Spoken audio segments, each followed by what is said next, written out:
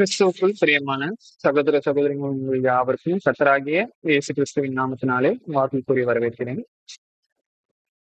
ஒவ்வொரு வாரமும் ஒவ்வொரு தலைப்பின் கீழாக நாம் தேவனுடைய வார்த்தையை தியானிச்சிட்டு இருக்கோம். இன்னைக்கு நாம எந்த விஷயத்தை நாம் கற்றுக்கொள்ள போகிறோம் வேதாகமத்துல இருந்து. இன்னைக்கு நம்ம புதுசா ஒரு விஷயங்களை நம்ம கற்றுக்கொள்ள போகிறோம். நம்மளுடைய வாழ்க்கைக்கு, நம்மளுடைய நித்திய ஜீவனுக்கு ஒரு முக்கியமான ஒரு விஷயமா நம்ம கற்றுக்கொள்ள இருக்கிறோம். ஒரு சில பேருக்கு இது ஏற்கனவே தெரிந்திருக்கலாம். ஒரு சில பேருக்கு இது புதிய ஒரு விஷயமா கூட நம்ம இருக்கும். அது என்ன அப்படின்னு பாத்தீங்கன்னா, நம்ம எப்பவுமே தேவன், பிதா, பரமபிதா, தகப்பன், இப்படிதான் நம்ம பாத்தீங்கன்னா நம்ம பிதாவாகிய தேவனை நம்ம சொல்லிட்டு இருக்கோம். நம்ம எல்லாருக்குமே ஒரு பேர் இருக்கு. இவன் பாத்தீங்கன்னா ஏசு கிறிஸ்து இந்த பூமிக்கு வந்தார். அவருக்கு கூட இயேசு அப்படின்ட்டு நம்ம பேர் சொல்லி அழைக்கிறோம். அப்போ அவருடைய பிதா, பரமபிதா, அவருக்கு பெயர் இல்லையா? அவரை நான் எப்படி பெயர் சொல்லி கூப்பிட்டு என்னுடைய ஜபத்துல நான் எப்படி அவருடைய நாமத்தை நான் யூஸ் பண்றது? எப்படி அவருடைய நாமத்தை நான் தெரிந்து கொள்றேன்?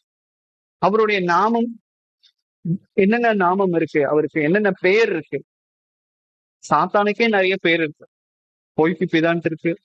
இன்னும் நிறைய பெயர் இருக்கு. அவன் ஏமாற்றுக்காரன், பொய்யன் அப்படின்னு சொல்லிட்டு நிறைய பேர் இருக்கு சாத்தான். நம்மை உண்டாக்கினவர், அவருக்கு என்னென்ன நாமங்கள் இருக்கு? அதுவும் வேதாகமத்துல இருந்துதான் நம்ம தியானிக்க இருக்கு. ஆனா இதுல நம்ம புரிந்து கொள்ள ஒரு விஷயம் என்ன அப்படின்னு பாத்தீங்கன்னா, நம்ம பைபிள் எடுத்தோம் அப்படின்னு பாத்தீங்கன்னா, அந்த பைபிள்ல ஆதியாகமத்துக்கு முன்னாடி என்ன போட்டிருப்பாங்க அப்படின்னா, அதுல சொல்லப்பட்டிருக்கிற எல்லா வசனமும், தமிழ்ல இருக்கிற எல்லா வசனமும் எந்த மொழியிலிருந்து மொழிபெயர்க்கப்பட்டது அப்படின்னு பாத்தீங்கன்னா, எபிரேய மொழியிலிருந்து மொழிபெயர்க்கப்பட்டது. எது? பழைய ஏற்பாடு. புதிய ஏற்பாடு கிரேக்க மொழியிலிருந்து மொழிபெயர்க்கப்பட்டது. அப்போ அந்த எபிரேய மொழியில தேவனுடைய நாமத்தை கிளியரா சொல்லியிருக்காங்க. ஆனா பைபிள்ல, தமிழ் பைபிள்ல பொதுவான ஒரு வார்த்தையை யூஸ் பண்ணிருக்காங்க. கர்த்தர்னு யூஸ் பண்ணிருப்பாங்க, தேவன் யூஸ் பண்ணியிருப்பாங்க. இது எல்லாமே பாத்தீங்கன்னா கடவுள் அப்படிங்கிற ஒரு காமனான ஒரு ஒரு பொதுவான ஒரு வார்த்தையா நமக்கு இருக்கு. ஆனா உண்மையான அர்த்தம், உண்மையான தேவனுடைய நாமம் பாத்தீங்கன்னா எபிரேய மொழியில இருக்கிற அந்த பைபிள் அதுல இருந்து கிளியரா கொடுக்கப்பட்டு, அதுதான் நம்ம இன்னைக்கு தியானிக்க இருக்கும். தேவனுடைய நாமங்கள் என்ன, ஒவ்வொரு நாமத்துக்கும் என்னென்ன அர்த்தங்கள் இருக்கு, அப்படிப்பட்ட தேவனுடைய நாமத்தை நாம எப்படி ஒவ்வொரு நாளும் யூஸ் பண்றது, பயன்படுத்துவது, நம்மளுடைய ஜபத்திலையும் சரி, நம்மளுடைய ஆராதனை காரியங்களையும் சரி, தேவனுடைய நாமத்தை எப்படி பயன்படுத்துவது? ஏன் இதெல்லாம் நம்ம தெரிஞ்சுக்கணும்? ஏன் இதை நாம தெரிஞ்சுக்கணும் அப்படின்னு பாத்தீங்கன்னா, யோவான் 17ஆம் அதிகாரம் வசனம் 3ல வாசிக்கும் பொழுது, நான் பிதாவாகிய தேவன் இடத்துல நான் டைரக்டா போயிட்டு பிரேயர் பண்ணிட்டு நான் ஜெபிச்சு என்னுடைய வேண்டுதலை நான் நிறைவேற்றுப்பேன். ஆனா தேவனுடைய நாமங்களை நான் எதுக்கு தெரிஞ்சுக்கணும்? ஃபர்ஸ்ட் பார்க்கலாம். யோவான் 17ஆம் அதிகாரம் வசனம் 3, ஒன்றான மெய்தேவனாகிய உம்மையும் நீர் அனுப்பினவர் ஆகிய இயேசு கிறிஸ்துவையும் அறிவதே நித்திய ஜீவன். ஃபர்ஸ்ட் நாம யாரை ஆராதிக்கிறோம், அவருடைய பெயர் என்ன அப்படிங்கறத நம்ம தெரிஞ்சுக்கணும். இங்க கிளியரா சொல்றாங்க, ஒன்றான மெய்தேவனாகிய உம்மையும் நீர் அனுப்பினவர் ஆகிய இயேசு கிறிஸ்துவையும் அறிவதே. ஃபர்ஸ்ட் நம்ம பிதாவாகிய தேவனை பத்தி நம்ம முழுசா தெரிஞ்சுக்கணும். கர்த்தராகிய இயேசு கிறிஸ்துவை பத்தியும் நம்ம தெரிஞ்சுக்கணும். அதுதான் சொல்றாரு, அறிவதே நித்திய ஜீவன். ஆராயணும். வேதாகமத்தை நம்ம தொடர்ந்து ஆராயணும். அதுல இருக்கிற ரகசியங்களை நம்ம தெரிஞ்சுக்கிற அளவுக்கு, தெரிஞ்சு புரிஞ்சு நடந்துக்கிற அளவுக்கு நம்ம ஆராய்ந்து கொண்டே இருக்கோம். இப்ப தெரிந்த நம்ம ஏன் தேவனுடைய நாமத்தை குறித்து நம்ம பிரசங்கம் பண்றோம்?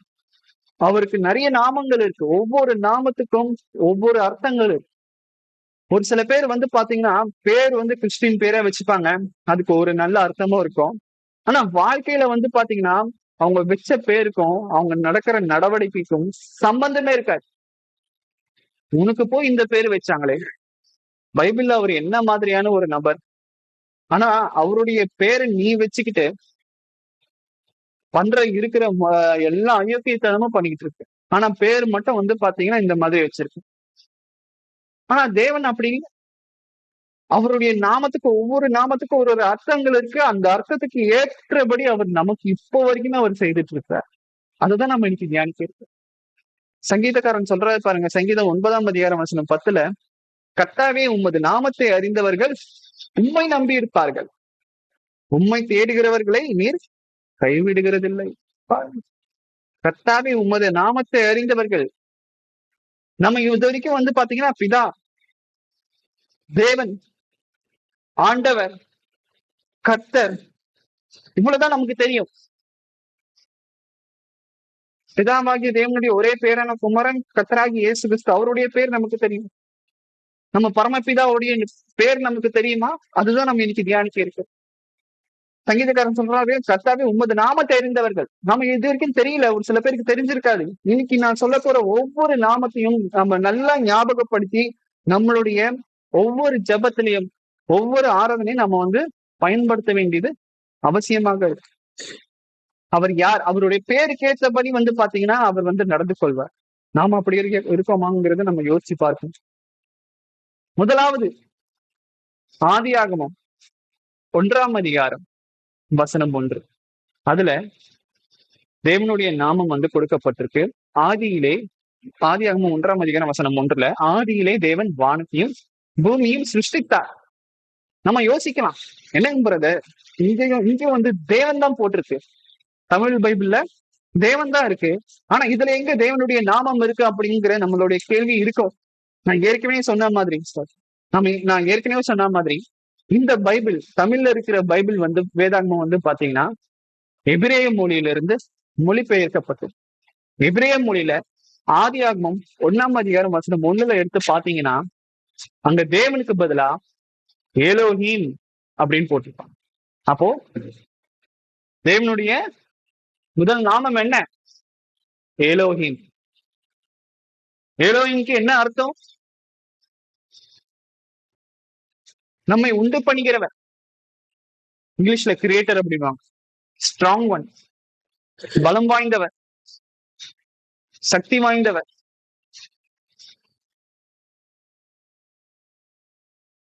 அதுதான் அர்த்தம் ஏலோஹீம்.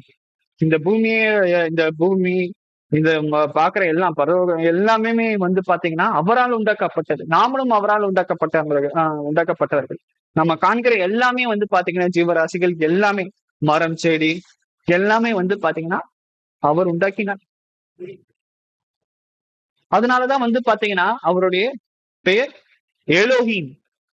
ஆதியிலே தேவன் வானத்தையும் பூமியும் சிருஷ்டித்தார். அந்த ஏலோஹீம் அப்படிங்கிற தேவனுடைய நாமத்துக்கு என்ன அர்த்தம் அப்படின்னு பாத்தீங்கன்னா இங்கிலீஷ்ல த கிரியேட்டர் காட் அப்படின்னு சொல்லுவாங்க. அதாவது உண்டு பண்ணிக்கிறவர், எல்லா காரியங்களையும் உண்டு பண்ணிக்கிறவர். இதுதான் வந்து பாத்தீங்கன்னா வேதாங்கமத்துல அவருக்கு கொடுத்திருக்கிற முதல் நாமம். நம்ம தயவு செஞ்சு நான் வந்து வேதாங்கமத்துல இல்லாத ஒரு காரியத்தை நான் வந்து பேசிட்டு இருக்கேன் அப்படின்னு தயவு செஞ்சு நினைச்சிடாது.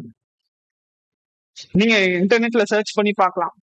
எபிரேய மொழியில ஆதியாகமம் 1ஆம் அதிகாரம் 1வது வசனத்துல ஏலோஹீம் இருக்கும். சோ நம்ம வந்து நம்ம யார நோக்கி ஜெபிக்கிறோம் அப்படிங்கிறது நம்ம வந்து புரிந்து கொள்ளணும். நம்ம வாழ்க்கையில நம்ம ஒரு சில நேரங்கள்ல வந்து பாத்தீங்கன்னா நம்ம கட்டுப்பாட்டை இழந்து போயிடும். நம்ம கட்டுப்பாட்டுல ஒரு சில நேரத்துல நம்ம வாழ்க்கை இருக்காது, நம்ம நினைக்கிற விஷயங்கள் இருக்காது. ஆனா கர்த்தர் வந்து பாத்தீங்கன்னா பிதாவாகிய தேவன் அந்த கஷ்டத்துல கூட நமக்கு ஒரு புதிய வழியை ஏற்படுத்தி கொடுப்பார். புது வழியை கிரியேட் பண்ணி உற்பத்தி பண்ணி கொடுப்பார். அதனால்தான் வந்து பாத்தீங்கன்னா த கிரியேட்டர் காட்னு சொல்றேன். எல்லா வழியும் உண்டு பண்ணுகிறார், நம்மை உண்டு பண்ணுகிறவர். நமக்கான தப்பித்துக் கொள்ளும்படியான வழி உண்டு பண்ண மாட்டாரா? கொஞ்சம் யோசிச்சு பாருங்க. என்ன நம்மள உண்டு பண்ணியிருக்கிறார், இந்த உலகத்தை உண்டு பண்ணியிருக்கிறார். அது மாத்திரம் இல்லாம இந்த நம்ம பாக்குற ஜீவராசிகள் எல்லாவற்றையும் உண்டு பண்ணியிருக்கிறார். அப்படி உண்டு பண்ணுகிற தேவன் நம்ம கஷ்டத்துல இருக்கும்போது நாம வந்து பாத்தீங்கன்னா நம்ம கண்ட்ரோல்லே இல்லாத போது அவரிடத்துல நம்ம ஜெபிக்கும் பொழுது நாம நமக்கு வழி உண்டு பண்ண மாட்டாரா? தப்பித்துக் கொள்ளும்படியான வழி உண்டு பண்ண மாட்டாரா? கொஞ்சம் யோசிச்சு பாருங்க. அவருடைய நாமத்துக்கு ஏற்றபடி அவர் வந்து நடந்து கொள்வார். அடுத்தது அவருடைய நாமம் என்ன அப்படின்னு பாத்தீங்கன்னா, யெகோவா. யெகோவா. யெகோவாங்கிற நாமம் எங்க குறிப்பிடப்படுது அப்படின்னு பாத்தீங்கன்னா, யாத்திராகமம் 3ஆம் அதிகாரம் வசனம் 14. யாத்திராகமம் 3ஆம் அதிகாரம் வசனம் 14. அதற்கு என்ன அர்த்தம் அப்படிங்கறத கூட நம்ம வந்து பார்க்கலாம். அதற்கு தேவன், இருக்கிறவராக இருக்கிறேன் என்று மோசையுடனே சொல்லி, இருக்கிறேன் என்பவர் என்னை உங்களிடத்திற்கு அனுப்பினார் என்று இஸ்ரவேல் புத்திரரோடே சொல்லென்றார். பாருங்க, இதுல இதுல எங்க பிரதர் யெகோவா இருக்கு அப்படின்ட்டு நம்ம வந்து யோசிக்கலாம். அந்த வார்த்தையை நல்லா கவனிங்க. அவர் வந்து எப்படி இருக்கிறாரு? இருக்கிறவராக இருக்கிறார். இங்கிலீஷ்ல ஐ எம் ஹூ ஐ ஆம் அப்படின்னு சொல்லுவாங்க. இருக்கிறவராக இருக்கிறேன். அதுதான் அந்த அந்த வார்த்தைக்கு மீனிங் என்ன அப்படின்னா, உண்மையான எபிரேய மொழி என்ன அப்படின்னா, யெகோவா. அவருக்கு அழிவே கிடையாது. அந்த அந்த வார்த்தைக்கு மீனிங் என்னன்னா, அவருக்கு அழிவே கிடையாது. யெகோவா அப்படிங்கிற வார்த்தை. இருக்கிறவராக இருக்கிறேன். மனுஷன் மாறிடுவான். அவர் எப்பவுமே மாற மாட்டார்.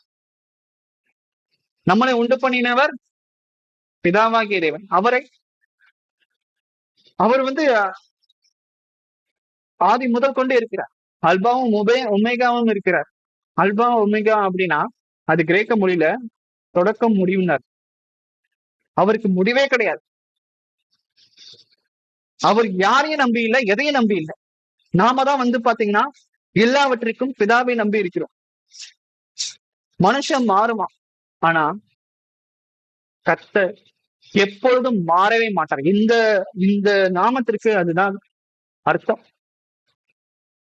அவர் நிரந்தரமானவர், நித்தியமானவர். அவர் எப்பவுமே மாறாதவர். ஆதி முதல் கொண்டு ஆதாம் ஏவாள் காலத்துல இருந்த அதே யெகோவா தேவன் இப்போ நம்மிடத்துல இருக்கிறார்.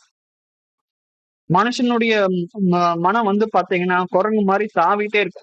ஒரு நாள் எப்படி யோசிப்பான், இன்னொரு நாள் வேற மாதிரி யோசிப்பாங்க.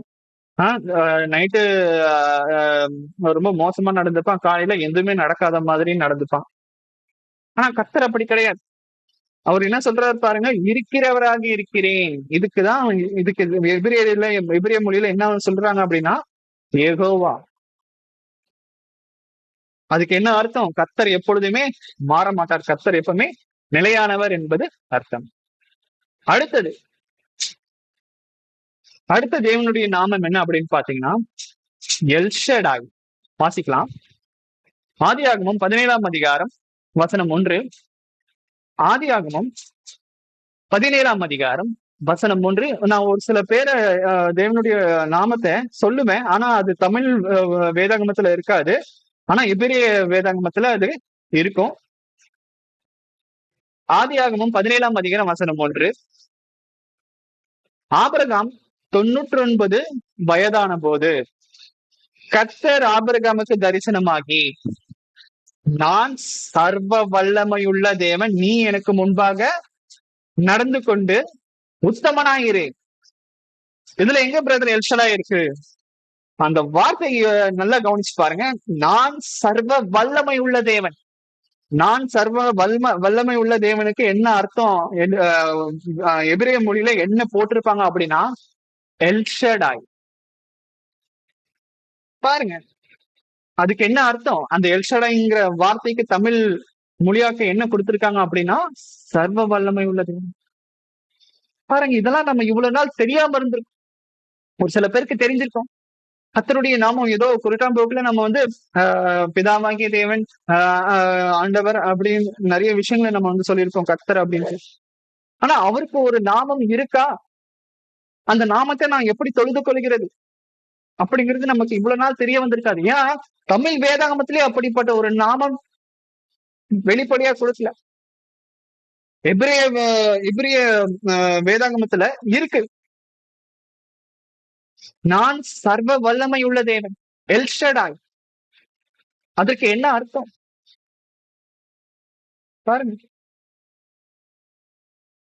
அவருக்குதான் எல்லா வல்லமையும் இருக்கு. அவர் இடத்துல இல்லாத ஐஸ்வர்யமே கிடையாது. அவருக்கு நாம தான் வந்து பாத்தீங்கன்னா, எனக்கு இது போதாது, எனக்கு இன்னும் அதிகமா வேணும் வேணும் அப்படின்னு சொல்லுவோம். ஆனா அவர்கிட்ட இல்லாத விஷயமே கிடையாது. அவருக்கு எல்லா அதிகாரமும், எல்லா விதமான வல்லமையும் இருக்கு. நமக்கு அபரிவிதமாக அவர் ப்ரொவைட் பண்ணுவார்.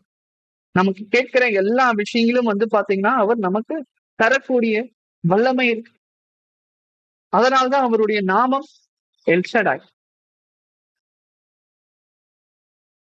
நம்ம ஒரு சில நேரத்துல வந்து பாத்தீங்கன்னா, நமக்கு பணம் இருக்காது. இன்னும் ஒரு சில நேரத்துல நம்ம கஷ்டப்படுவோம். நம்மளுடைய தேவைகள் வந்து பூர்த்தி இல்லாம போயிடும். நம்மளுக்கு குடும்பத்துக்கு சாப்பாடு இல்லாம, இன்னும் ஒரு சில விஷயங்கள் தேவையில்லாம தேவைப்படுகிற ஒரு விஷயமா இருக்கும். நம்ம மனுஷன இடத்துல கையேந்திரத்துக்கு பதிலா நம்ம எல்ஷடாய் தேவனிடத்துல நம்ம கையேந்தணும் அப்படின்னா, கண்டிப்பா கர்த்தர் எல்லா விதமான ஆசீர்வாதத்தை நம்மளுக்கு கொடுக்கக்கூடியவராய். அதனால்தான் அவருடைய நாமம் எல்ஷடா. எல்ஷடா என்ன அர்த்தம் அப்படின்னா, அவர் நமக்கு கொடுக்கிறவர். சர்வ வல்லமை உள்ள தேவன். நம்ம கேட்கிற நேரத்துல அவர் நமக்கு கொடுக்கக்கூடியவரா இருக்கிறார். நம்மளுடைய விருப்பங்களை அவர் நிறைவேற்றக்கூடியவரா இருக்கிறார். அடுத்ததாக தேவனுடைய நாமத்தை குறித்து நாம வந்து வாசிச்சுட்டு இருக்கோம். 4வது ஒரு நாமம் என்ன இருக்கு அப்படின்னு பாத்தீங்கன்னா, யெகோவா ஈரே.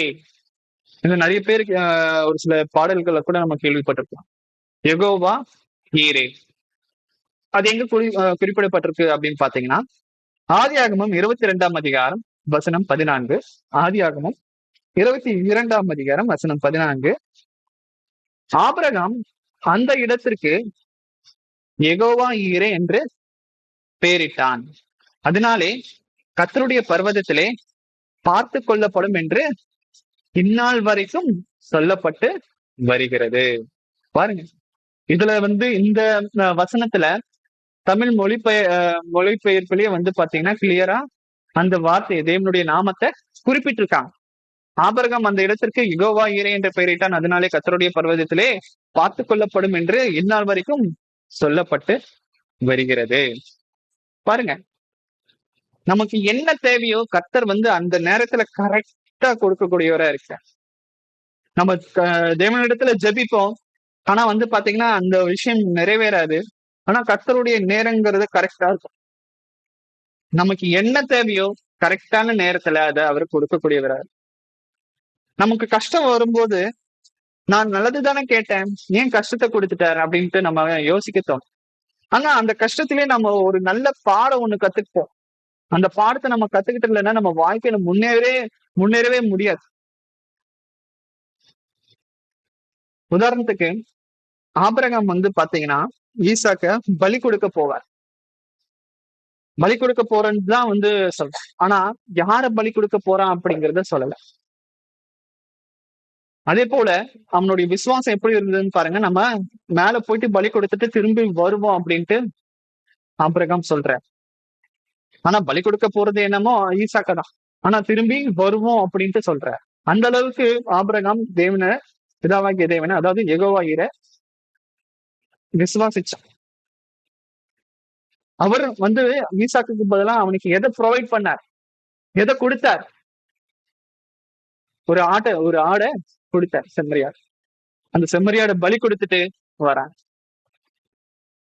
பாருங்க, அந்த இடத்திலேயே வந்து பாத்தீங்கன்னா அதனாலே கர்த்தருடைய பர்வதத்திலே பார்த்து கொள்ளப்படும் என்று இந்நாள் வரைக்கும் சொல்லப்பட்டு வருகிறது. நமக்கு வழி இல்ல, நான் போறதுக்கு எங்கேயுமே வழி இல்ல, எனக்கு தேவைகள் இருக்கு, ஆனா எனக்கு தேவைகளை பூர்த்தி பண்றதுக்கே யாருமே இல்ல, நான் என்ன பண்றது? கேளுங்க. பிதாவே, உம்முடைய நாமம் யெகோவா ஈரே. நீர் எல்லாருக்கும் ஒரு வழியை உண்டு பண்ணுகிறவர். எனக்கு ஒரு வழியை உண்டு பண்ணி, நான் பாக்குற இடம் எல்லாமே வந்து பாத்தீங்கன்னா எனக்கு எந்த ஒரு வழியும் இல்லை, எல்லா கதவையும் அடைச்சிட்டாங்க. நீங்க நினைச்சா எனக்கு ஒரு புது வழியை உட்படுத்தி ஒரு புது வழியை எனக்கு நீங்க காண்பிக்க முடியும். இப்படிதான் நம்ம தேவனுடைய நாமத்தை ஜபத்திலையும் ஆராதனை காரியங்களையும் நம்ம வந்து பயன்படுத்த வேண்டியதா இருக்கு. யெகோவா ஈரேனா என்ன பண்ணுவாரு? அவர் நமக்கு வழியை ஏற்படுத்தி கொடுப்பார் கஷ்டத்தின் மத்தியில். அடுத்தது தேவனுடைய நாமம் என்ன அப்படின்னு பாத்தீங்கன்னா யெகோவா ராபா. இந்த மாதிரியான வார்த்தைகள் எபிரேய மொழியிலிருந்து எபிரேய மொழியில இப்படிப்பட்ட தேவனுடைய நாமங்கள் கிளியரா கொடுத்திருக்காங்க. ஆனா தமிழ்ல மொழிபெயர்க்கும் பொழுது கொஞ்சம் டிஃபரெண்டா இருக்கும். யாத்திராகமம் 15ஆம் அதிகாரம் வசனம் 26ல நம்ம வாசிக்கும் பொழுது இந்த யெகோவா ராபா அப்படிங்கிறதுக்கு என்ன அர்த்தம், தேவனுடைய நாமத்திற்கு என்ன அர்த்தம் அப்படிங்கிறத நம்ம வந்து பார்க்கலாம். யாத்திராகமம் 15ஆம் அதிகாரம் வசனம் 26.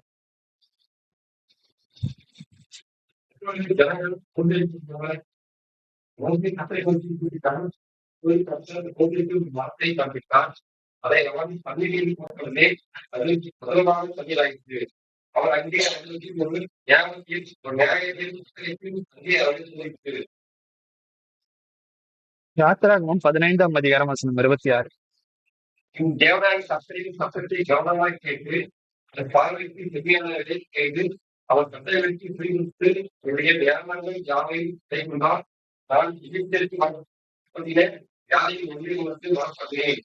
நானே பரிகாராகிய கட்டளைதான். இங்க நமக்கு யோசிக்கலாம், என்னங்க பிரதர் இங்க யெகோவா ராபா அப்படிங்கிற தேவனுடைய நாமமே இல்லை அப்படின்னு பாத்தீங்கன்னா, இந்த வசனம் வாசிக்கிற கடைசியில வந்து நானே உன் பரிகாராகிய கர்த்தர் அப்படின்றாரு. அதுக்கு என்ன அர்த்தம்? எபிரேய மொழியில அதுல என்ன கொடுத்திருக்காங்க அப்படின்னு பாத்தீங்கன்னா யெகோவா ராபா. யெகோவா ராபானா என்ன, அவருடைய நாமத்திற்கு என்ன அர்த்தம் அப்படின்னு பாத்தீங்கன்னா குணப்படுத்தக்கூடியவர். கஷ்டங்களை அவரை எடுத்து போட்டு பழைய சந்தோஷத்தை அவர் திரும்ப கொடுக்கக்கூடியவர். ஒரு சில பேருக்கு வந்து பாத்தீங்கன்னா உடல் ரீதியா ரொம்ப கஷ்டப்படுவாங்க, மன ரீதியா ரொம்ப எமோஷனலா ரொம்ப மனசுல ரொம்ப கஷ்டத்தை வச்சிருப்பாங்க.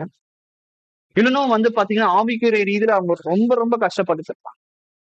கர்த்தர் அது எல்லா கஷ்டத்துல இருந்து நம்மளை குணப்படுத்தக்கூடியவரா இருக்கார். அதனால்தான் பரிகாரியாகிய கர்த்தர் யெகோவா ராபா.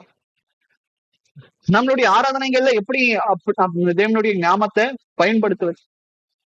யெகோவா ராபா, நீர் பரிகாரியாகிய கர்த்தரா இருக்கிறீர். எனக்கு இருக்கிற எல்லா கஷ்டத்தையும் கவலையும் எடுத்து போ. என்னுடைய இருதயம் நொறுக்கப்படுகிறது ஒவ்வொரு நாளும். என்னுடைய உடம்புல இருக்கிற வியாதி, அதனால நான் ரொம்ப பாதிக்கப்பட்டுட்டேன். உள்ளான மனுஷன், மனம், இருதயம், ஆத்மா ரொம்ப மோசமான ஒரு நிலைமையில. ஆனா பிதாவே யெகோவா ராபா, நீர் பரிகாரியாகிய கர்த்தரா இருக்கு, நீர் குணப்படுத்தக்கூடியவரா இருக்கு.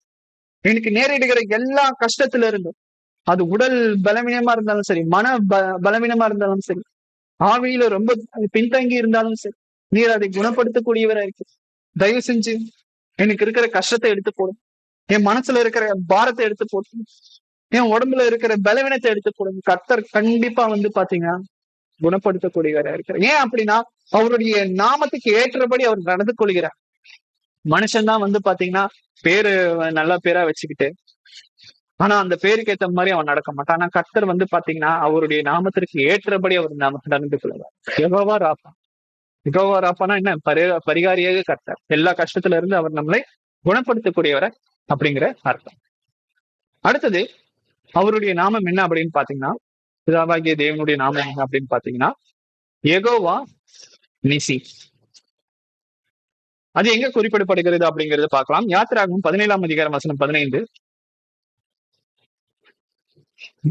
யாத்திராகமம் 17ஆம் அதிகாரம் வசனம் 15. யெகோவா நிசி.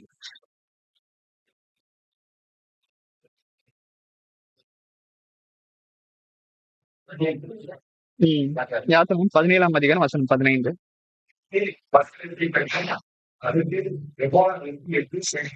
பாருங்க, யெகோவா நிசி இங்க கிளியரா வந்து இந்த வசனத்துல குறிப்பிடப்படுகிறது.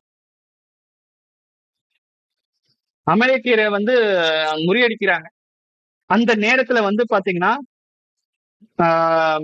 மோசே வந்து பாத்தீங்கன்னா ஒரு பலிபீடத்தை கட்டுறாரு. அதுக்கு என்ன அர்த்தம் அப்படின்னு பாத்தீங்கன்னா, யெகோவா நிசிக்கு என்ன அப்படின்னு பாத்தீங்கன்னா கர்த்தர் என் வெற்றிக்கு அடையாளம். நம்ம ஒரு விஷயத்த ஜெயிச்சோம் அப்படின்னா அங்க ஒரு கொடி ஏத்துவாங்க, வெற்றி கொடி ஏத்துவாங்க. அந்த வெற்றி கொடிக்கு அர்த்தம் தான் வந்து பாத்தீங்க சரி. யெகோவா நேசிக்கு என்ன அர்த்தம் அப்படின்னு பாத்தீங்கன்னா அந்த வெற்றி கொடி. நம்மளுடைய சத்துருக்களை அவர் மடங்கடிப்பார். மோசே வந்து பாத்தீங்கன்னா மோசேக்கும் இஸ்ரவேல் மக்களுக்கும் அமலேக்கிய மக்கள் ரொம்ப தொந்தரவு பண்ணாங்க. அவங்களுக்கு வழிவிடல, அவங்களுக்கு இருக்கிற அவங்களுக்கு வந்து பாத்தீங்கன்னா நிறைய கெடுதல் பண்ணாங்க. ஆனா கர்த்தர் வந்து பாத்தீங்கன்னா அமலேக்கியரை மடங்கடிக்கிறார். மோசேக்கு வெற்றி கொடியை நாட்டுகிறார். அதே போல நமக்கு நம்மளை சுத்தி நிறைய விரோதிகள், சத்துருக்கள் நிறைய பேர் இருப்பாங்க. முக்கியமா ஆவிக்குரிய ரீதியில நம்ம முன்னேற விடாம, பூமிக்குரிய ரீதியிலும் சரி, ஆவிக்குரிய ரீதியிலும் சரி, நம்மளை முன்னேற விடாம நிறைய பேர் நம்மளை வந்து தடுப்பாங்க. கர்த்தர் கர்த்தர் இடத்துல நம்ம அவர்களை நம்ம ஒப்பு கொடுத்துட்டோம்னு வச்சுக்கோங்களேன், கர்த்தர் நமக்கு கண்டிப்பா அப்படிப்பட்ட ஒரு வெற்றி கொடியை, நம்மளுடைய சத்துருக்களை ஜெயிக்கிற வல்லமையை நமக்கு கொடுக்கக்கூடியவரா இருக்கிறார். கர்த்தர் வந்து நம்மளுடைய வெற்றி. அந்த யுத்தம் நம்மளுடையது கிடையாது. அந்த யுத்தம் யாருடையது? நமக்கும் நமக்கு விரோதமா இருக்கிறவங்களுக்கும் நாம போய் ஜெயிக்கணும், போராடணும் அப்படிங்கிறது கிடையவே கிடையாது. அது யாருடைய யுத்தம் அப்படின்னு பாத்தீங்கன்னா கர்த்தருடைய யுத்தம். அவர் பார்த்துப்பார். சோ நம்ம கஷ்டத்துல இருக்கும்போது, நம்ம போராடிட்டு இருக்கும் பொழுது, நம்ம வெற்றி கொடிய கர்த்தர் இடத்துல கேட்கணும். கர்த்தர் நமக்கு எல்லா விதமான வலிமையும் கொடுப்பார். எல்லா விஷயத்தையும் தாங்கிறதுக்கு உண்டான சக்தியை கொடுப்பார். அது மாத்திரம் இல்லாம நமக்கு நல்ல ஒரு ஜெயத்தையும் கொடுப்பார். அதனால்தான் அவருடைய நாமம் எப்படி யெகோவா ஈஸியா இருக்கு. நம்ம கஷ்டத்துல இருக்கும்போது, நம்மளை சுத்தி எதிரிகளை நோக்கி எதிரி இருக்கும்போது நம்ம ஜெயிக்கணும் அப்படின்னா யெகோவா நீசி அவருடைய நாமத்தை பயன்படுத்தி, பிதாவே நீர் யெகோவா நீசியா இருக்கிறீர். நீர் அன்னைக்கு மோசேக்கும் இஸ்ரவேல் மக்களுக்கும் நீர் ஜெயத்தை கொடுத்து, எனக்கும் இப்படி நான் ஒரு விஷயத்துல போராடிக்கிட்டு இருக்கேன். நான் வாழ்க்கையில முன்னேறணும் அப்படிங்கிற ஒரு விஷயத்துல போராடிட்டு இருக்கேன். நான் வாழ்க்கையில ஜெயிக்கணும், அவனுக்குரிய ரீதியில நான் அதிகமா ஜெயிக்கணும். உதவி செய்யுங்க. எனக்கு எல்லா விதமான சகல விதமான ஆசீர்வாதத்தையும், வலிமையும், பலனுள்ள ஆவியும், உற்சாகமுள்ள ஆவியும் எனக்கு தாங்க கண்டிப்பா கொடுப்பார். அடுத்ததாக கர்த்தருடைய நாமத்தை குறித்து நம்ம தியானிச்சுட்டு இருக்கோம். யெகோவா ஷாலோம். அவருடைய நாமம் வந்து என்ன இருக்கு அப்படின்னு பாத்தீங்கன்னா யெகோவா ஷாலோம். அதுக்கு என்ன அர்த்தம் அப்படின்னு பாத்தீங்கன்னா சமாதானம். சமாதானத்தின் தேவன். கர்த்தர் சமாதானம் உண்டு பண்ணக்கூடியவரா இருக்கிறார். நியாயாதிபதிகள் 6ஆம் அதிகாரம் வசனம் 24 வாசிக்கலாம். யெகோவா ஷாலோம் எங்க குறிப்பிடப்படுகிறது அப்படிங்கிறத நம்ம வந்து வாசிக்கலாம். நியாயாதிபதிகள் 6ஆம் அதிகாரம் வசனம் 24. நியாயாதிபதிகள் 6ஆம் அதிகாரம் வசனம் 24. ஓகே.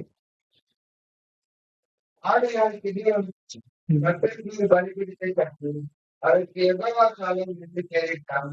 அதை நாள் வரைக்கும்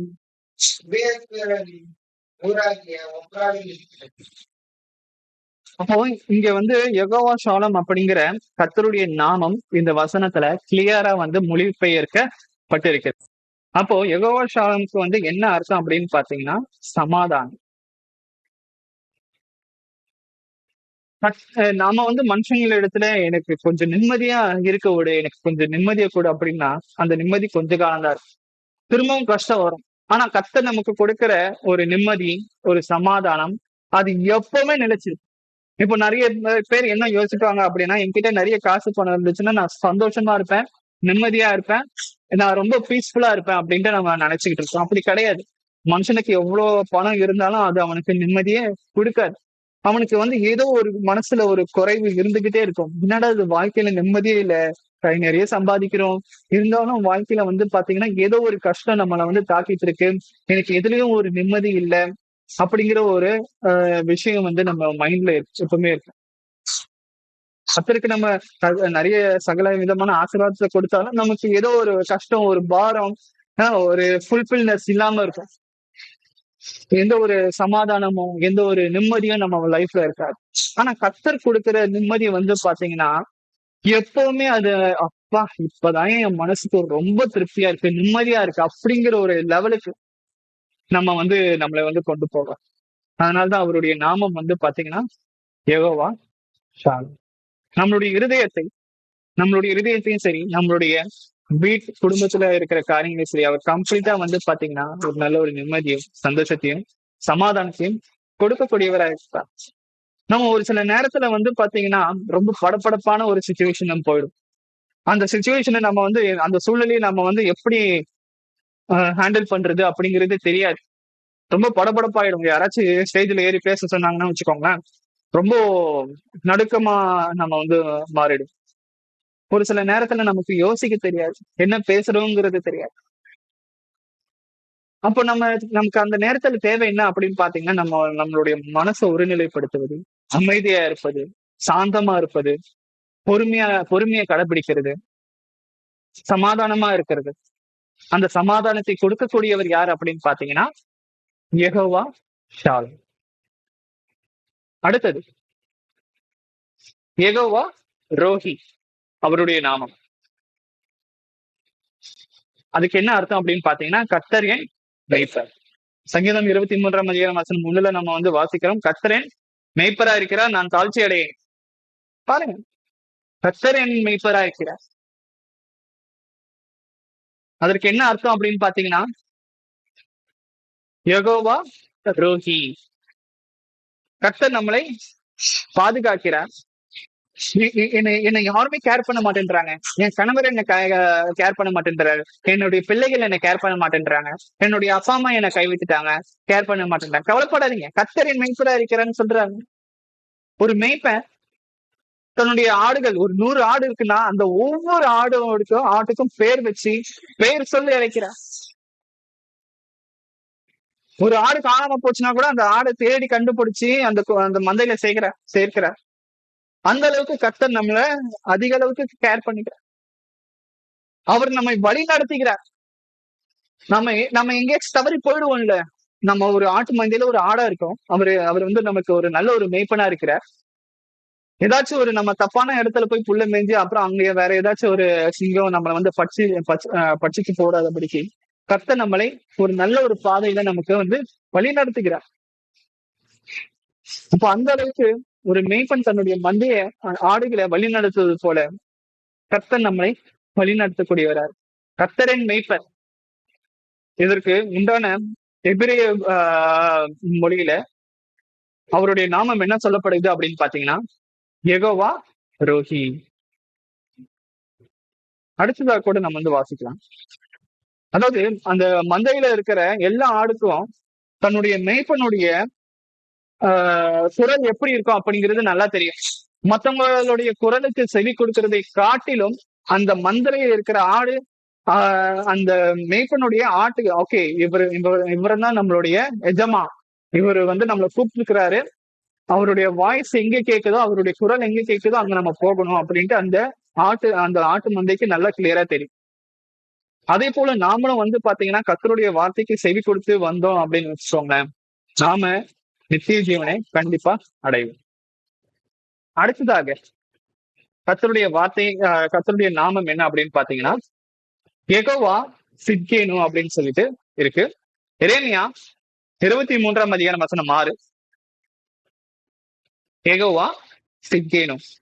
இதுவும் பாத்தீங்கன்னா கர்த்தருடைய நாமம் தான், பிதாவாகிய தேவனுடைய நாமம் தான்.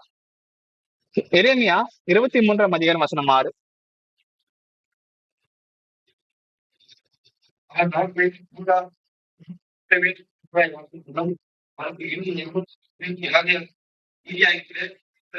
பாருங்க, அவருக்கு இடும் நாமம் நமது நீதியா இருக்கிற கர்த்தர் என்பதே. இதுல பாத்தீங்கன்னா தமிழ் பைபிள்ல நமது நீதியா இருக்கிற கர்த்தர் என்பதே அப்படின்ட்டு சொல்றாங்க. ஆனா எபிரிய மொழியில இந்த உண்மையான மொழிபெயர்ப்பு என்ன அப்படின்னு பாத்தீங்கன்னா யெகோவா சித்கேனு. அப்படின்னா என்ன அர்த்தம் அப்படின்னு பாத்தீங்கன்னா கர்த்தர் நமக்கு நீதி உள்ள தேவனா இருக்கிறார், நமது நீதியா இருக்கிற கர்த்தர் எப்பவுமே நீதியா தான் அவர் நடப்பார். மனுஷன் தான் பாத்தீங்கன்னா லஞ்சம் வாங்கிட்டு மத்தவங்களுக்கு பொய் சாட்சி சொல்றான், ஆனா இயேசு கிறிஸ்துவ கூட அப்படிதான் பொய் சாட்சி சொல்லி சிலுவையில அறைஞ்சாங்க. ஏன்னா அவர் இடத்துல எந்த ஒரு குற்றமும் கண்டுபிடிக்கப்படல. கடைசியில வந்து பாத்தீங்கன்னா பொய் சாட்சி சொல்லி ஒருத்தவங்க மேல பழிய போட்டு அவங்கள குற்றவாளி ஆக்கி கூண்டுல நிறுத்தி அவமானப்படுத்துறது, கேவலப்படுத்துறது, அதனால வந்து பாத்தீங்கன்னா சந்தோஷப்படுறது. இங்கேயே மனுஷங்க அப்படிதான் பண்ணிட்டு இருக்காங்க. நம்ம இடத்துல எந்த ஒரு குற்றமும் இல்ல, கண்டுபிடிக்க முடியலன்னா அவன் என்ன அப்படி சொன்னான், இவன் என்ன இப்படி சொன்னான், அவன் நான் அடிச்சுட்டான் இப்ப அடிச்சுட்டான் அப்படிங்கிற மாதிரி தப்பான இதுக்கு இதுக்கு நிறைய பேர் வந்து சாட்சின்னு வந்து சொல்லுவாங்க. ஆனா கர்த்தர் அப்படி கிடையாது. கர்த்தர் நீதி உள்ளவர், நீதியை நியாய்ந்து இருக்கக்கூடியவர். இயேசு கிறிஸ்து நம்மளை நீதியை நியாய்ந்து இருக்க வருகிறார். அவன் செய்த தவறுக்கு, பாவத்துக்கு அதற்கு ஏற்ற கூலி கண்டிப்பா நம்ம பெற வேண்டியதா இருக்கிறது. நம்ம நினைக்கிறோம் நான் வந்து உண்மையா நேர்மையா நடந்துகிட்டு இருக்கேன், அதனால கர்த்தர் என்னை நீதிமானாய் மாற்றுவார். இல்ல, ஒருத்தர் நீதிமானா எப்போ மாறுறான் அப்படின்னா, இயேசு கிறிஸ்துவ எப்போ அவன் விசுவாசிக்க ஆரம்பிக்கிறானோ அப்பவே வந்து பாத்தீங்கன்னா அவன் நீதிமானாக மாற்றப்படுகிறான். ஆபிரகாம் வந்து தேவனை விசுவாசிச்சான், அது அவனுக்கு நீதியாக எண்ணப்பட்டது. அவன் ஏதோ தேவனுக்கு பிடிச்ச ஒரு காரியத்தை செஞ்சு நீதிமானாகல. அவன் வந்து ஒரே விஷயம் பண்ணான், தேவனை விசுவாசிச்சான், அவன் வந்து நீதிமானாக்கப்பட்டான். இயேசு கிறிஸ்துவ யார் யாரெல்லாம் விசுவாசிக்கிறாங்களோ, இயேசு கிறிஸ்துவனுடைய அடிச்சுவடியின் பிரகாரம் யார் நடக்கிறாங்க அவர்களும் நீதிமானாக்கப்படுவார். அப்போ யெகோவா சிக்கேனு அப்படிங்கிற வார்த்தைக்கு, தேவனுடைய நாமத்திற்கு என்ன அர்த்தம் அப்படின்னா, அவர் நமது நீதியா இருக்கிற கர்த்தர். அடுத்ததாக கடைசியா தேவனுடைய நாமம் என்ன அப்படின்னு பாத்தீங்கன்னா, யெகோவா ஷம்மா. யெகோவா ஷம்மா, கர்த்தர் அங்கேதான் இருக்கிறார்.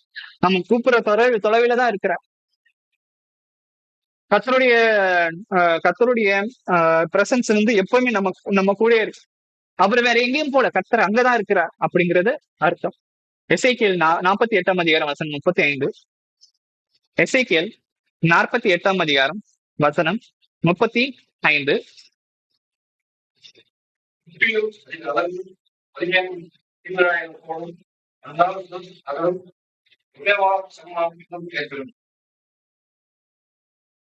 எசேக்கியேல் 48ஆம் அதிகாரம் வசனம் 35.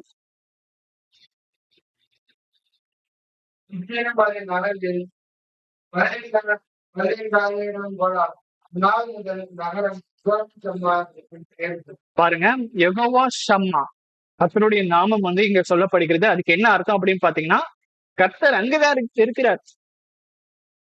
அங்க பழைய ஏற்பாட்டின் காலத்துல வந்து பாத்தீங்கன்னா கர்த்தருக்கு ஒரு பெரிய ஒரு இது ஒரு எருசலேம்ல வந்து பாத்தீங்கன்னா ஒரு பெரிய ஆலயம் வந்து கட்டுறாங்க. கர்த்தருடைய பிரசன்ஸ் எப்பவுமே அந்த இடத்துல இருக்கும். அந்த இடத்தை விட்டு நீங்க இப்போ அதே தேவன் இப்ப நம்ம கூட இருக்கிற கர்த்தர் இங்கதான் இருக்கிறாருப்பா, அங்கதான் இருக்கிற. நீங்க எதை குறிச்சு கவலைப்படாது. God is the Lord is there அப்படின்ட்டு சொல்லுவாங்க இங்கிலீஷ்ல. யெகோவா ஷம்மாக்கு என்ன அர்த்தம் அப்படின்னு பாத்தீங்கன்னா, கர்த்தர் அங்கதான் இருக்கிறார், நம்ம கூட இருக்கிறார். அவர் நம்மளை விட்டு எப்பவுமே விலகினதே கிடையாது. இயேசு கிறிஸ்து நிறைய நேரத்துல வந்து தனிமையில இருக்கிறார். ஏன் எப்ப பார்த்தாலும் நீ தனிமையில இருக்க? அவர் என்ன தனிமையா விட்டதே இல்லையே. நான் எப்பவுமே தனியா இருந்தது கிடையாது. பிதாவாகிய தேவன் என்னுடைய பரமபிதா எப்பவுமே என் கூட இருக்கிறார். சோ அதனால நான் இது வரைக்குமே நான் வந்து பாத்தீங்கன்னா நான் தனிமையை உணர்ந்ததே கிடையாது அப்படின்வார். நம்ம கூப்பிடுற தொலைவில தான் இருக்கிற. நம்ம தனிமையா இருக்கும்போது, பயப்படும் பொழுது, பயத்துல இருக்கும் பொழுது, கஷ்டமான சூழ்நிலையில இருக்கும் பொழுது, நீங்க தனியா இருக்கிறதா எப்பவுமே நம்ம நினைக்க கூடாது. நம்ம கூட எப்பவுமே அவருடைய பிரசன்னம் எப்பவுமே நம்ம கூட இருக்கு. அதை மட்டும் நம்ம நல்லா புரிஞ்சுக்கணும். ஏன்னா அவருடைய நாமம் என்ன? யெகோவா ஷம்மா. கர்த்தர் வந்து நம்ம கூட இருக்கிறார், அங்கதான் இருக்கிறார். இவ்வளவு நேரம் ஒரு 10 தேவனுடைய நாமங்களை நாம வந்து தியானிச்சோம். ஆனா தேவனுடைய நாமத்தை நம்ம ரொம்ப கவனமா பயன்படுத்த வேண்டியது இருக்கு. நம்ம தெரிஞ்சுக்கிட்டோம் தேவனுடைய நாமம் இதுதான், ஒவ்வொரு நாமத்துக்கு உண்டான அர்த்தம் இதுதான். தேவனுடைய நாமத்தை எப்படி நம்ம வந்து ஜபத்திலையும் நம்மளுடைய ஆராதனை காரியங்களையும் பயன்படுத்துவது அப்படிங்கறத நம்ம தெரிஞ்சுக்கிட்டோம். ஆனா அதே நேரத்துல கர்த்தர் என்ன சொல்றாருன்னு பாருங்க. யாத்திராகமம் 20ஆம் அதிகாரம் வசனம் 7. யாத்திராகமம் 20ஆம் அதிகாரம் வசனம் 7ல கிளியரா ஒரு கட்டளையானது சொல்றார். உன் தேவனாகிய கர்த்தருடைய நாமத்தை வீணிலே வணங்காதிருப்பாயாக. கர்த்தர் தம்முடைய நாமத்தை வீணிலே வணங்குகிறவனை தண்டியாமல் விடார். அப்போ அவருடைய நாமம் எதுவாக இருந்தாலும், எப்படிப்பட்ட ஒரு நாமமாக இருந்தாலும், அதை நம்ம தப்பான ஒரு விஷயத்திற்கு பயன்படுத்தக்கூடாது, வீணிலே வழங்கக்கூடாது, அவமதிக்க கூடாது. நமக்கு எப்போ கஷ்டமா இருக்கோ அந்த நேரத்துல அவருடைய நாமத்தை கொண்டு நம்ம ஜெபிக்கணும். அவருடைய நாமத்தை புரிந்து கொண்டு, அந்த நாமத்தில் உள்ள அர்த்தத்தை நம்ம புரிந்து கொண்டு கர்த்தரிடத்துல நம்ம ஜெபிக்கணும். சும்மாலாம் நம்ம பாத்தீங்கன்னா அவருடைய நாமத்தை மீனிலே வழங்கக்கூடாது. ஒரு சில பேர் பாத்தீங்கன்னா அதுக்கு உண்டான அர்த்தமே இல்லாம ஒரு சில நேரத்துல தேவனுடைய வார்த்தையை சொல்லிக்கிட்டு இருப்பாங்க. புரிந்து கொள்ளலாம், எந்த ஒரு விஷயமும் இல்ல. கர்த்தருடைய நாமத்தை பாத்தீங்கன்னா நம்ம ரொம்ப கவனமா நம்ம யூஸ் பண்ண வேண்டியது அவசியமாக இருக்கு. ஏன் அப்படின்னா, ஏன்னா இங்க இங்க கட்டளை என்ன சொல்லி இருக்கிறார் பாருங்க. உன் தேவனாகிய கர்த்தருடைய நாமத்தை வீணிலே விளங்காதிருப்பாயாக. என்னங்கிறத இவ்வளவு 10 தேவனுடைய நாமத்தையும் சொல்லியிருக்கீங்க, ஆனா இந்த வசனமும் நீங்க சொல்றீங்க. அப்ப நாங்க என்னதான் பண்றது? நம்ம ஒரு சில நம்ம தேவனுடைய நாமத்தை சொல்லும் பொழுது கவனமா பயன்படுத்ததான் சொல்றேன் தவிர நீங்க பயன்படுத்தவே கூடாது அப்படிங்கிறது இல்ல. கர்த்தருடைய நாமத்தை நம்ம தெரிந்து கொண்டோம். இன்னைக்கு கம்ப்ளீட்டா இந்த நாமத்தை வைத்து நம்ம தேவனை நோக்கி நம்ம ஜெபிக்கணும். எனக்கு நல்ல ஒரு புரிந்து கொள்ளுதலை தாரும். உங்களுடைய நாமத்தை நான் பயன்படுத்தி உம்மிடத்துல நான் ஆசீர்வாதத்தை நான் பெற்றுக்கொள்ள கிருபை செய்தலும் பிதாவே. நான் உங்களுடைய நாமத்தை வீணிலே எப்பவுமே வழங்காதபடி எனக்கு காத்துக்கொள்ளும் பிதாவே. நம்ம தேவனிடத்துல ஜெபிக்க வேண்டியது அவசியமா இருக்கு. ஒரு சில இடத்துல எல்லாம் பாத்தீங்கன்னா கர்த்தருடைய நாமத்தை தூஷிப்பாங்க, அசிங்கமா பேசுவாங்க. அப்படிலாம் இருக்கக்கூடாது. சங்கீதம் 111 9ஆம் அதிகாரத்துல 9வது வசனத்துல சங்கீதக்காரன் சொல்றாரு பாருங்க. சங்கீதம் 111 வசனம் 9. ஏன் அவருடைய நாமத்தை மீனில வழங்கக்கூடாது அப்படின்னு பாத்தீங்கன்னா, அவருடைய நாமம் ரொம்ப பரிசுத்தமா இருக்கு. அவருடைய நாமம் பரிசுத்தமும் பயங்கரமும் ஆனது. பயங்கரமும் ஆனதுன்னா என்ன? அந்த அளவுக்கு கர்த்தருடைய நாமம் எல்லா காரியங்களும் ரொம்ப சக்தி வாய்ந்ததா இருக்கு, பலம் வாய்ந்ததா இருக்கு. அப்படிப்பட்ட நாமத்தை நம்ம தேவையில்லாத காரியத்திற்கு, தேவையில்லாத விஷயத்திற்கு பயன்படுத்தலாமா? கற்புகளை நாடுவதற்கு நம்ம பயன்படுத்தலாமா? நிறைய உலக ரீதியான காரியங்களை அடைவதற்கு நம்ம பயன்படுத்தலாமா? கொஞ்சம் யோசிச்சு பார்க்கணும். அவர் வார்த்தைக்கு, அவருடைய நாமத்திற்கு ஏற்றபடி அவர் நடந்து கொள்வார். ஒரு சில பேர் பாத்தீங்கன்னா பழைய ஏற்பாட்டுல யூத மக்கள் தேவனுடைய நாமத்தை சொல்றதுக்கே அவங்க பயப்படுவாங்க. அதுக்கு பதிலா அவங்க வேற ஒரு வார்த்தையை அவங்க பயன்படுத்துவாங்க. அந்த அளவுக்கு அவங்க பாத்தீங்கன்னா தேவனுடைய நாமத்துக்கு பயந்து இருந்தாங்க. ஆனா இப்போ இருக்கிற மக்கள் பாத்தீங்கன்னா தேவனுடைய நாமத்தை இஷ்டத்துக்கு பேசிக்கிட்டு இருக்காங்க, சொல்லிக்கிட்டு இருக்காங்க. காட், ஒரு சில பேர் பாத்தீங்கன்னா ஓ மை காட் அப்படின்வாங்க. அது ரொம்ப ரொம்ப தப்பான ஒரு விஷயம். ஜீசஸ் கிரைஸ்ட், ஒரு சில நேரத்துல பாத்தீங்கன்னா ஏதாச்சும் ஒரு நடந்துச்சு அப்படின்னா நம்ம என்ன சொல்லுவோம்? சே அப்படின்னும். இதே ஒரு சில பேர் பாத்தீங்கன்னா அது ஜீசஸ் கிரைஸ்ட் அப்படின்வாங்க. எந்த வார்த்தை எதோட நம்ம ஒப்பிடு? நிறைய பேர் அது கூட சொல்றாங்க. அது கொஞ்சம் தப்பான ஒரு விஷயமா இருக்கு. இதுதான் இந்த மாதிரியான காலகட்டத்துல காடுங்கிற வேர்டை தப்பா யூஸ் பண்றாங்க, ஜீசஸ்ங்கிற வேர்டை தப்பா யூஸ் பண்றாங்க. ஒரு சில பேர் பாத்தீங்கன்னா பொய் சத்தியத்தை சொல்றாங்க. நான் தேவன் மீது ஆணையா சொல்றேன், நான் கடவுள் மீது ஆணையா சொல்றேன். ஒரு சில பேர் பாத்தீங்கன்னா பொய் சத்தியம் பண்றாங்க. ஒரு சில பேர் பாத்தீங்கன்னா தப்பான தீர்க்க தரிசன வசனங்களை சொல்றாங்க. தப்பான தீர்க்கதரிசியா இருக்காங்க. கர்த்தர் எனக்கு சொன்னார் இது உங்களுக்கு நடக்கும், கர்த்தர் எனக்கு சொன்னார் இப்படிப்பட்ட ஒரு விஷயம் நடக்கும். அப்படிப்பட்டவர்களுக்கு கர்த்தர் என்ன சொல்றாரு பாருங்க. மத்தேயு 5ஆம் அதிகாரம் வசனம் 37, 34 இருந்து 37. ஒரு சில பேர் வந்து பாத்தீங்கன்னா, நான் உங்களுக்கு சொல்லுகிறேன், பரிச்சேதும் சத்தியம் பண்ண வேண்டாம், ஆராய்ச்சியின் பேரும் சத்தியம் பண்ண வேண்டாம், அது தேவனுடைய சிங்காசனம். உண்மையின் பேரும் சத்தியம் பண்ண வேண்டாம், அது அவருடைய பாதப்படி. கிறிஸ்துவின் பேரும் சத்தியம் பண்ண வேண்டாம், அது மகாராஜனுடைய நகரம். கிறிஸ்துவின் மேல் சத்தியம் பண்ண வேண்டாம், அது வகையாவது உண்மையாகவும் கருப்பாகவும் சொல்லப்படாதே.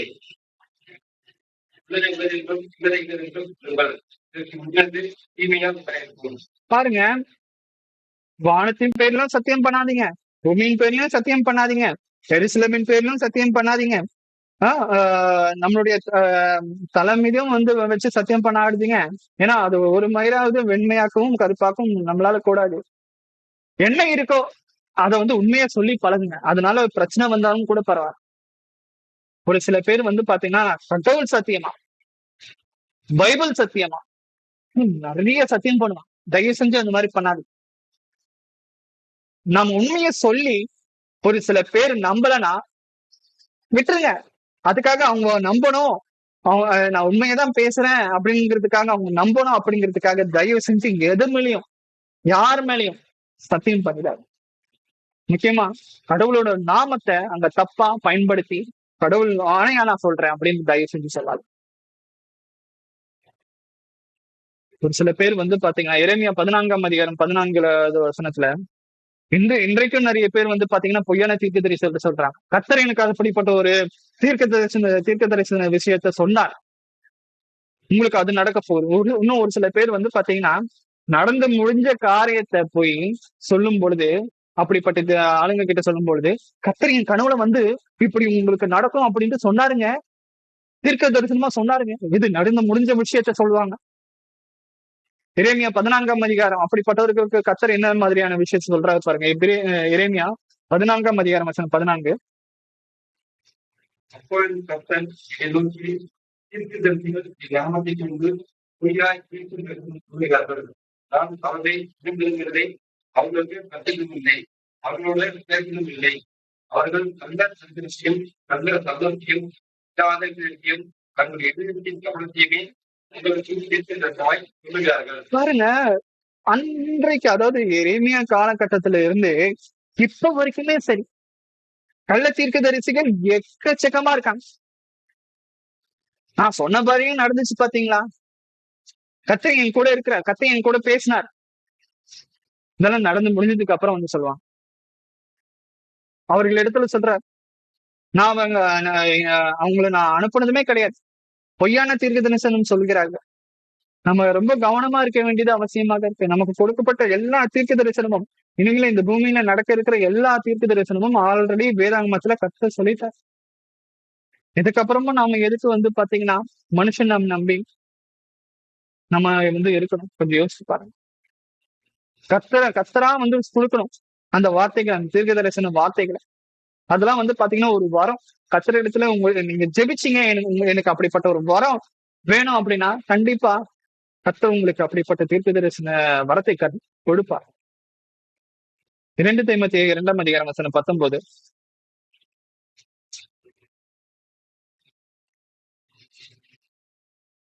2 தீமோத்தேயு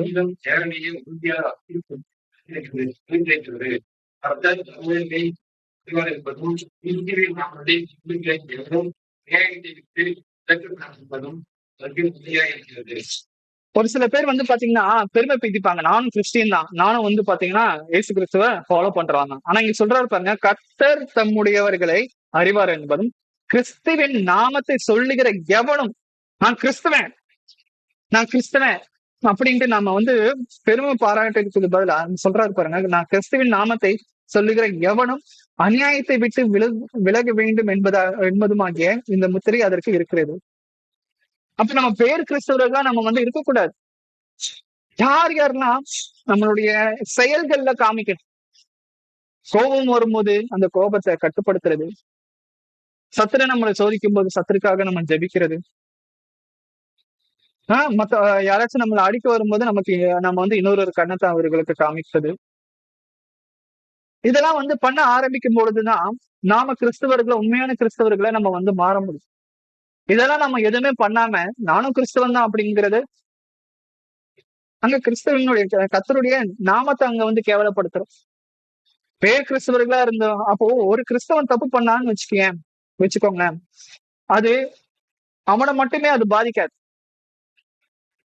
கர்த்தருடைய நாமம் அங்க தூஷிக்கப்படுகிறது. கர்த்தராகிய இயேசு கிறிஸ்துவினுடைய நாமம் அங்க தூஷிக்கப்படுகிறது. ஒருவேளை எல்லா கிறிஸ்தவர்களும் இப்படிதான் இருப்பாங்க போல, ஏன் இயேசு கிறிஸ்தவ இப்படிதான் இருப்பாரு போல அப்படிங்கிற மாதிரி மற்ற புறஜாதியாருக்கு தெரிய வரும்.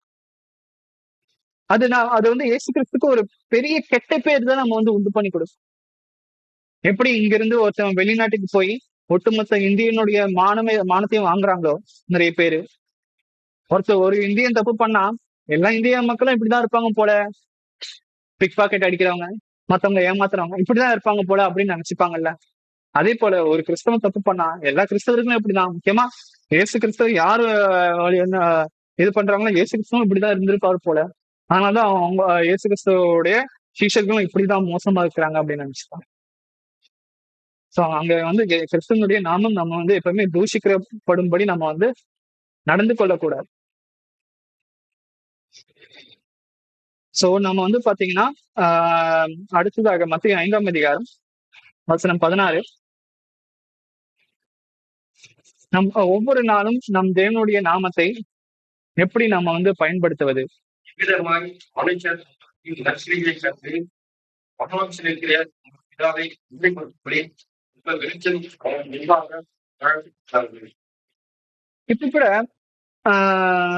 நான் ஒரு வீடியோ வந்து உங்களுக்கு நான் ஷேர் பண்ணிருப்பேன். இது வேதாகமத்துல இல்லை, இருந்தாலும் நான் உங்களுக்கு ஒரு எடுத்துக்காட்டா நான் வந்து சொல்றேன்.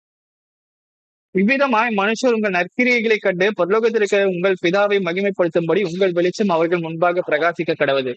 நாம நல்லது பண்ண நல்ல காரியங்களை பண்ண பரவாயில்ல, இவன் வந்து உண்மையும் உத்தமமா இருக்கான், கிறிஸ்துவுக்குள்ள பயபக்தியோட இருக்கான், இந்த இந்த பெண்மணி வந்து பாத்தீங்கன்னா நல்ல ஒரு குணசாலியான ஸ்திரியா இருக்காங்க, அவங்களுடைய எல்லை என்ன அப்படிங்கறது அவங்களுக்கு நல்லா தெரிஞ்சு வச்சிருக்காங்க, யார் இடத்துல எப்படி பேசணும் எப்படி பழகணும் அப்படிங்கறத அவங்க நல்லா புரிஞ்சு வச்சிருக்காங்க.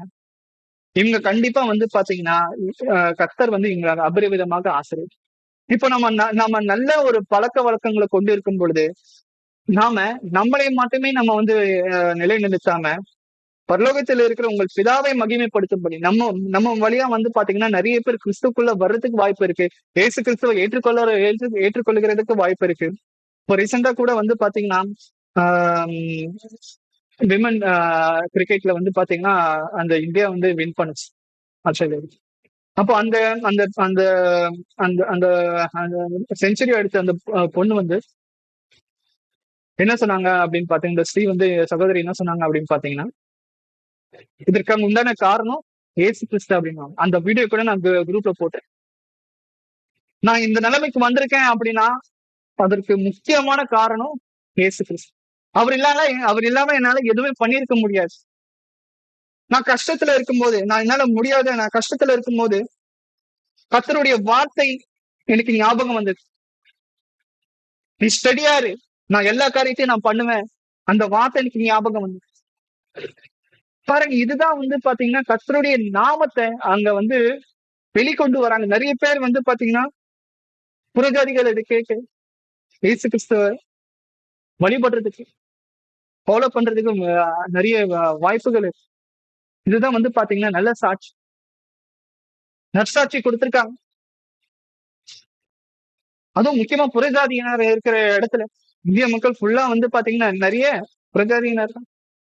அவர்கள் மத்தியில இப்படிப்பட்ட ஒரு நற்சாட்சி கர்த்தரை வந்து எல்லார் மத்தியிலையும் மகிமைப்படுத்த அவருடைய நாமத்தை மகிமைப்படுத்துறாங்க, இயேசு கிறிஸ்துவனுடைய நாமத்தை மகிமைப்படுத்துறாங்க. நாம எப்படி இருக்கும் கொஞ்சம் யோசிச்சு பாருங்க, அப்படி இருக்குமா?